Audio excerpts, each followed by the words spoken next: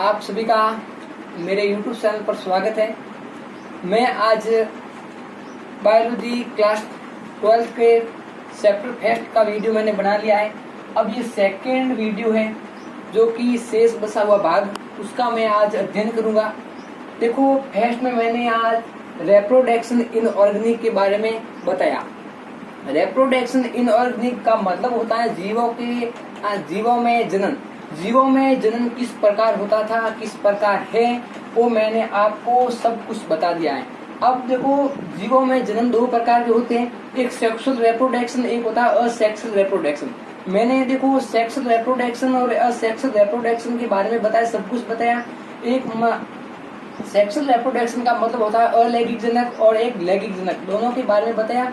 अलैंगिक जनक का मतलब होता है जिसके अंदर नर और मादा दोनों के अंदर निषेचन की प्रक्रिया वगैरह नहीं होती है, उसे अनिषेचन जनक कहते हैं। निषेचन और दो प्रकार के होते हैं, लैंगिक जनक जिसके अंदर और मादा दोनों का निषेचन होती है और उसमें निषेचन की क्रिया नहीं होती है। अब हम बात करते हैं युग्मक, तीन प्रकार के होते हैं। कितने हम युग्मक की बात करते हैं। युग्मक कैसे बनते हैं, नर और मादा दोनों के अंदर के निषेचन होता है, निषेचन के बाद की प्रक्रिया के अंदर ये युग्मक का निर्माण होता है। युग्मक तीन प्रकार के होते हैं, एक होता है समयुग्मक, एक होता है विषम युग्मक, एक होता है अंड युग्मक। सम युग्मक का मतलब होता है ऐसे युग्मक जिसमें नर और मादा दोनों प्रायरूपीय आकार में समान होते हैं, उसे हम कहते हैं समयुग्मक। देखो, समयुग्मक का मतलब होता है ऐसे युग्मक जिसके अंदर नर और मादा दोनों प्रायरूपीय आकार में समान होते हैं, उसे हम कहते हैं समयुग्मक कहते हैं। समयुग्मक की एग्जाम्पल की बात करते हैं जिसके अंदर आता है शैवाल क्लेडोमाइमोनास। क्लेडोमाइमोनास ये आया है आपको, जो बंदा नीट की तैयारी कर रहा है, रेगुलर कंटिन्यू कर रहा है, उसको ये पता होगा कि क्लेडोमाइमोनास क्या है। देखो, आ गया है शैवाल। शैवाल क्लेडोमाइमोनास का मतलब होता है शैवाल मुख्य तीन प्रकार का होता है। ये नीट का चैप्टर है जिसके अंदर शैवाल क्लेडोमाइमोनास है। देखो, क्लेडोमाइमोनास शैवाल मुख्य तीन प्रकार के होते हैं, हरी शैवाल, भूरी शैवाल, लाल शैवाल, तीन प्रकार के शैवाल होते हैं। उसमें हम बात करते हैं हरी शैवाल। हरी शैवाल सबसे विकसित शैवाल होता है जिसके अंदर क्लोरोप्लास्ट कोशिका की बनी होती है, जिसको स्टार्च बना होता है। उसके अंदर हरी शैवाल के अंदर वर्णक AB वर्णक पाया जाता है। उसके अंदर हम बात करते हैं, उसका एग्जाम्पल है किसका, हरी। देखो, शैवाल तीन प्रकार के होते हैं, तीनों प्रकार में से हरी शैवाल का क्लेडोमाइमोनास एग्जाम्पल है और ये समयुग्मक का भी क्लेडोमाइमोनास एग्जाम्पल है। हम देखो, हरी शैवाल के अंदर 5 सब प्रकार के उदाहरण हैं। एक होता है वॉलवॉक्स, एक होता है स्पाइरोगायरा, एक होता है क्लेडोमाइमोनास, एक होता है सारा। 5 प्रकार के एग्जाम्पल हैं। देखो, शैवाल तीन प्रकार के होते हैं, तीनों में से आपको जो नीट की तैयारी कर रहे हैं 2020 के अंदर नीट में ऐसा क्वेश्चन आया था कि देखो हरी शैवाल, भूरी शैवाल, लाल शैवाल। देखो, हरी शैवाल के अंदर निम्न, देखो पहले ऐसे आया था कि निम्न में से क्लेडोमाइमोनास किस शैवाल का एग्जाम्पल है। इसमें 3-4 कोष्टक आए थे जिसमें हरी शैवाल, भूरी शैवाल, लाल शैवाल आया था। उसके बारे में बात कर, जिसके अंदर हरी शैवाल जिसने करेक्ट किया उसका राइट आंसर है, और जिसके अंदर हरा वर्णक पाया जाता है, क्लोरोफिल पाया जाता है। अब बात करता हूँ मैं विषम युग्मजन की। किसकी? विषम युग्मजन किसे कहते हैं? ऐसे जनक जिसके अंदर नर और मादा दोनों प्रायरूपीय आकार में अलग अलग होते हैं, उसे हम कहते हैं विषम युग्मक। एग्जाम्पल की बात करते हैं फ्यूकस शैवाल। किसकी बात करते हैं? एग्जाम्पल फ्यूकस शैवाल। अब हम बात करते हैं, होता है अंड युग्मक। अंड युग्मक ऐसे युग्मक जिसमें नर आकार में छोटा होता है और कक्षा भी युक्त होता है, उसे हम कहते हैं अंड युग्मक। हम बात करें युग्मक हमारा हो गया, इसके बारे में हम इसके आगे हमारा पॉइंट है गैमेटोट्रांसफर। गैमेटोट्रांसफर का हिंदी में बोलते हैं जिसको अंदर युग्मक स्थानांतरण। युग्मक स्थानांतरण किसे कहते हैं वो मैं आपको वो बता रहा हूँ। देखो, गैमेटोट्रांसफर का मतलब होता है नर और मादा दोनों के अंदर प्रायिक रूप से युग्मक नजदीक होने की प्रक्रिया को गैमेटोट्रांसफर कहते हैं। देखो, गैमेटोट्रांसफर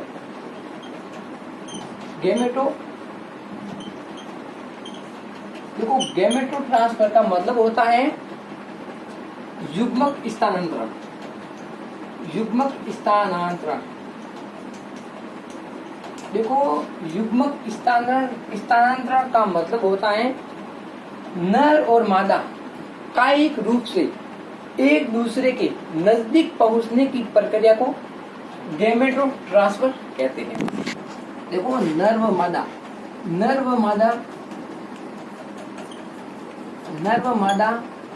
कायिक रूप से नजदीक पहुंचने की प्रक्रिया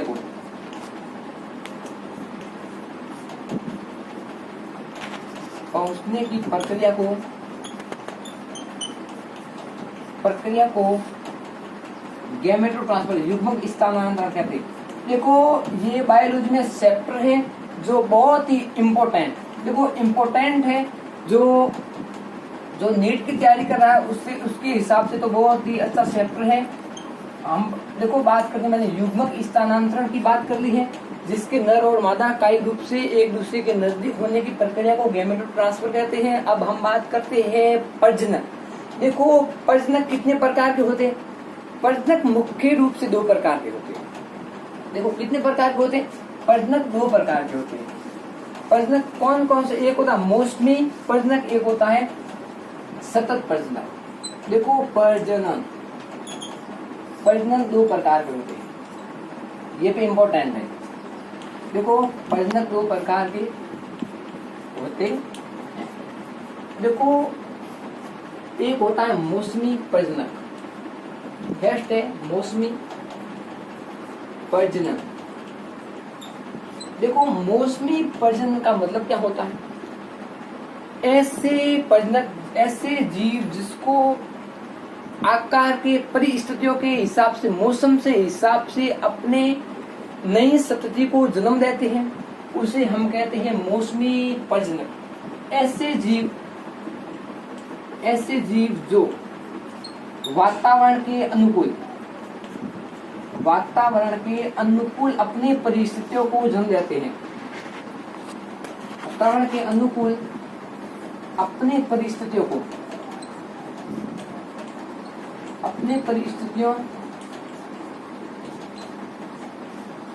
जन्म देते हैं या जीवन उत्पन्न करते हैं, उसे हम मौसमी प्रजनन कहते हैं। क्या कहते हैं? मौसमी का मतलब होता है, सीधा स्पष्ट है, देखो मौसम से हिसाब से अपने जीवों को जन्म देना। जैसे एग्जाम्पल की बात करते हैं, देखो एग्जाम्पल की बात करते हैं, अमरूद,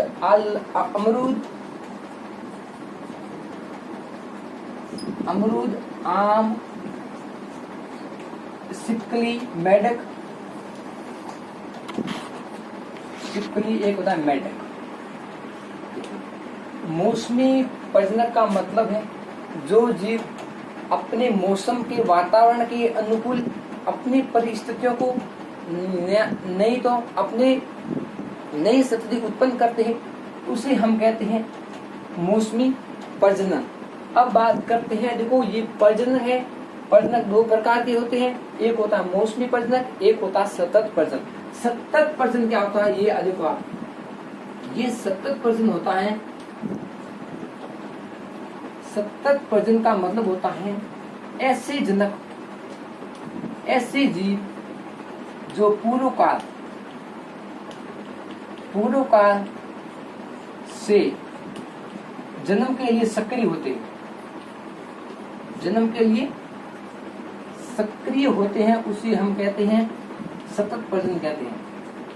देखो इसमें एग्जाम्पल की बात करते हैं।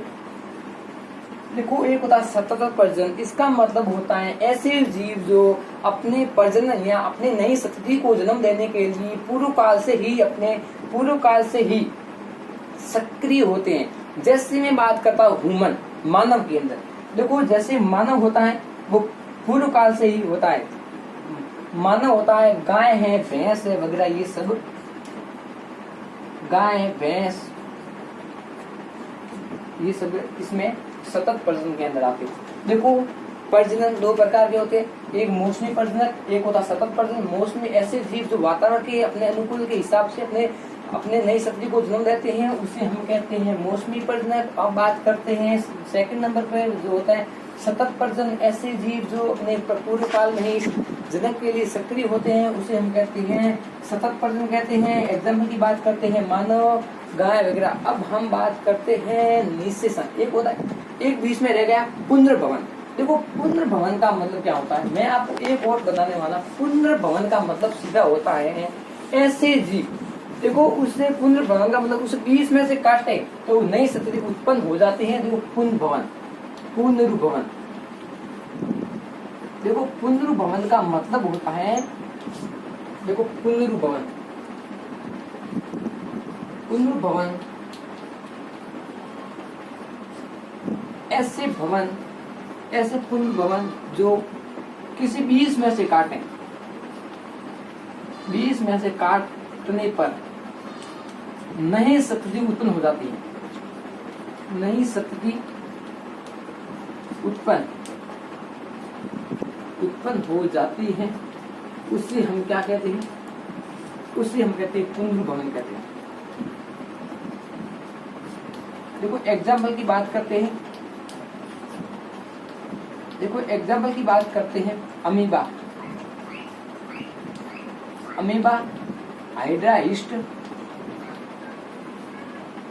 देखो पुनर्भवन क्या है, पुनर्भवन का मतलब होता पुनर्भवन। देखो पुनर् मतलब होता पुनर्भवन, एक किसी भी भाग से यहाँ से काटने पर वो दो भागों में विभक्त करने पर उस पर नई शक्ति उत्पन्न हो जाती है या नए जीव का निर्माण होता है, उसे हम कहते हैं पुनर्भवन कहते हैं। पुनर्भवन की एग्जाम्पल की बात करते हैं जिसके अंदर अमीबा, हाइड्रा, ईस्ट आते हैं। अब हम बात करते हैं निषेचन की। देखो निषेचन क्या होता है, निषेचन कितने प्रकार के होते हैं।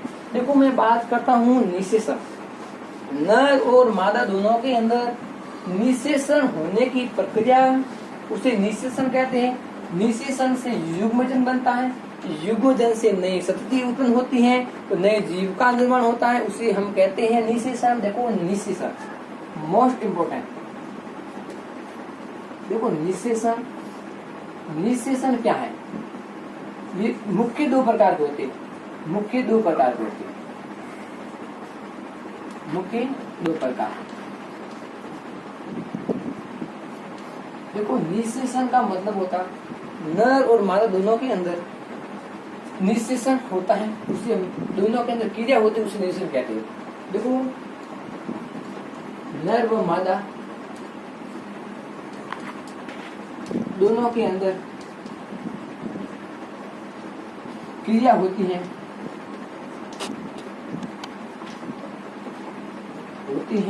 उसे निषेचन कहते हैं।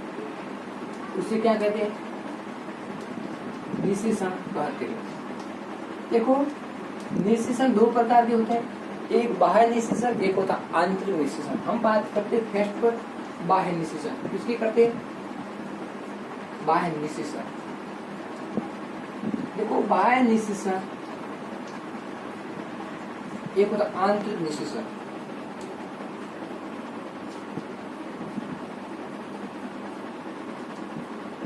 देखो निषेचन की बात करता हूँ, नर और मादा दोनों के अंदर क्रिया होती है, उसे हम निषेचन कहते हैं। निषेचन के बाद में युग्मजन बनता है, युग्मजन से नई शक्ति उत्पन्न होती है, उसे हम निषेचन कहते हैं। निषेचन मुख्य दो प्रकार के होते हैं, एक होता है बाह्य निषेचन, एक होता है आंतरिक निषेचन। हम बात करते हैं बाह्य निषेचन, ऐसा निषेचन जिसमें मादा के शरीर के बाहर युग्मजन का विकास होता है, उसे हम बाह्य निषेचन कहते हैं।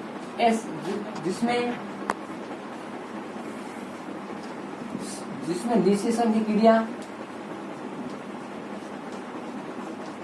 शरीर से बाहर होती है,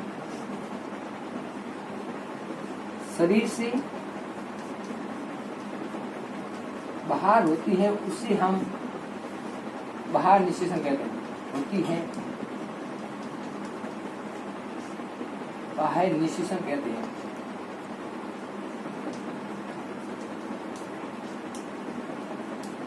एग्जाम्पल की बात करते हैं तो एक मेढक आती, इसमें छिपकली, रेसिप्रोकली, और एक होता है आंतरिक निषेचन, जिसमें निषेचन की क्रिया मादा के शरीर के अंदर होती है, उसे हम आंतरिक निषेचन कहते हैं। आंतरिक का सीधा स्पष्ट है, आंतरिक का मतलब अंदर, निषेचन की क्रिया होती है मादा के शरीर के अंदर, निषेचन की क्रिया होती है, उसे हम आंतरिक निषेचन कहते हैं। देखो निषेचन की क्रिया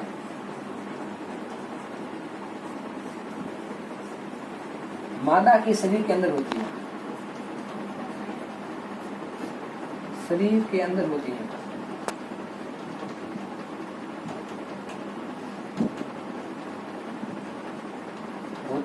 उसे हम आंतरिक निषेचन कहते हैं। एग्जाम्पल की बात करते हैं, जिम्नोएस्पम, एंजियोस्पर्म, जिम्नोएस्पम, एंजियोस्पर्म, टेरिडोफाइटा। देखो बात करते हैं आंतरिक निषेचन, निषेचन की क्रिया मादा के शरीर के अंदर होती है, उसे आंतरिक निषेचन कहते हैं। एग्जाम्पल की बात करते हैं, जिम्नोएस्पर्म, एंजियोस्पर्म और टेरिडोफाइटा। हम बात करते हैं अब बाह्य निषेचन। देखो निषेचन क्रिया हो गई, एक और होता है, देखो निषेचन एक होता है अनिषेचन, जिसके अंदर एक अनिषेचन फलक होता है। अनिषेचन फलक का मतलब होता है, देखो निषेचन की क्रिया, उसके अंदर निषेचन की प्रक्रिया होती नहीं है और नई सतह उत्पन्न होती है, उसे हम कहते हैं अनिषेचन जनक। और एक और होता है अनिषेचक फलक, जिसके अंदर अनिषेचन बिना ही फल का विकास हो जाता है, उसे हम अनिषेचन फलक कहते हैं। एक और पीछे रह गया जो है हमारा, देखो लाइफ स्पेन। लाइफ स्पेन का मतलब क्या होता है? लाइफ स्पेन का मतलब होता है जीवन अवधि। जीवन अवधि क्या है? देखो लाइफ स्पेन, देखो लाइफ स्पेन जिससे बोलते, हिंदी में बोलते हैं जीवन अवधि। देखो किसी भी जीव की जन्म से लेकर प्राकृतिक मृत्यु तक की बीच का समय होता है, उसे हम कहते हैं लाइफ स्पेन कहते हैं। जैसे कि मैं बात करता हूँ ह्यूमन के अंदर, ह्यूमन मानव के अंदर लाइफ स्पेन 70 से 75 वर्ष होती है। जैसे मैं बात करता हूँ गाय के अंदर, मनुष्य के अंदर, देखो मनुष्य के अंदर 70 से 75 वर्ष लाइफ स्पेन होती है। गाय की बात करता हूँ जिसके अंदर 25 वर्ष। अब बात करता हूँ मैं कुत्ता के अंदर, कुत्ता के अंदर 15 वर्ष। अब बात करता हूँ बरगद की, बरगद पेड़ होता है, उसकी जीवन अवधि 200 वर्ष, 200 वर्ष। अब बात करता हूँ तोता की, तोता में होता है 200 वर्ष, 200 वर्ष। कौवा की बात करता हूँ जिसके अंदर होता है 15 वर्ष, 15 वर्ष। देखो मैं लाइफ स्पेन की बात करता हूँ, किसी भी जीव की जन्म से लेकर प्राकृतिक मृत्यु तक के बीच का समय होता है, उसे लाइफ स्पेन कहते हैं। मनुष्य का जीवन काल होता है 70 से 75 वर्ष। और गाय की बात करता हूँ 25 वर्ष होती है, कुत्ता की 15 वर्ष, और बरगद की 200 वर्ष होता है, तोता की 200 वर्ष, कौवा की 15 वर्ष। आपने सोचा होगा कि किसी भी जीव के आकार पर अवधि निर्भर नहीं करती। मैं आपको एक एग्जांपल लेता हूँ। देखो एक बात करता हूँ मैं कौवा की, एक बात करता हूँ कौवा की, एक कौवा और एक है तोता। दोनों आकार में बड़े समान होते हैं। देखो तोता और कौवा समान होते हैं, लेकिन उसके अंदर तोता में जीवन अवधि होता है 200 वर्ष, 200 वर्ष होती है तोता की जीवन लाइफ स्पेन। अब कौवा की 15 वर्ष होती है। क्यों? आपने ऐसे आकार पर निर्भर नहीं करता है। अब देखो मैं एक और एग्जांपल लेता हूँ आपके पास में। एक होता है बरगद, बरगद का जीवन लाइफ स्पेन होता है 200 वर्ष। एक होता है बरगद, एक होता है, देखो मैं बात करता हूँ लाइफ स्पेन तोता और कौवा में एक दे दिया एग्जांपल, जिसके अंदर होता है, एक और होता है पीपल। देखो एक होता है बरगद, बरगद के अंदर 200 वर्ष होती हैं, और एक होता है बरगद, और एक होता है पीपल। देखो पीपल की लाइफ स्पेन होती है 2700 से 3000, 2700 से 3000 वो होती है पीपल की। पीपल और बरगद में कोई अंतर नहीं होता है, लेकिन उसके अंदर लाइफ स्पेन बरगद के अंदर 200 वर्ष होती है और पीपल के अंदर 2700 से 3000 इसमें होती है। मैं अब लाइफ स्टाइल हमारा हो गया पूरी। अब मैं देखो बायोलॉजी का चैप्टर फर्स्ट का 1-2 वीडियो बने हैं, भाग 1 और 2 भी कंप्लीट हो गए हैं। कल हम इस वीडियो बनाएंगे पुष्पी पादमों में लैंगिक जनक। और thank you very so much. हमारा वीडियो अच्छा लगा तो थैंक यू।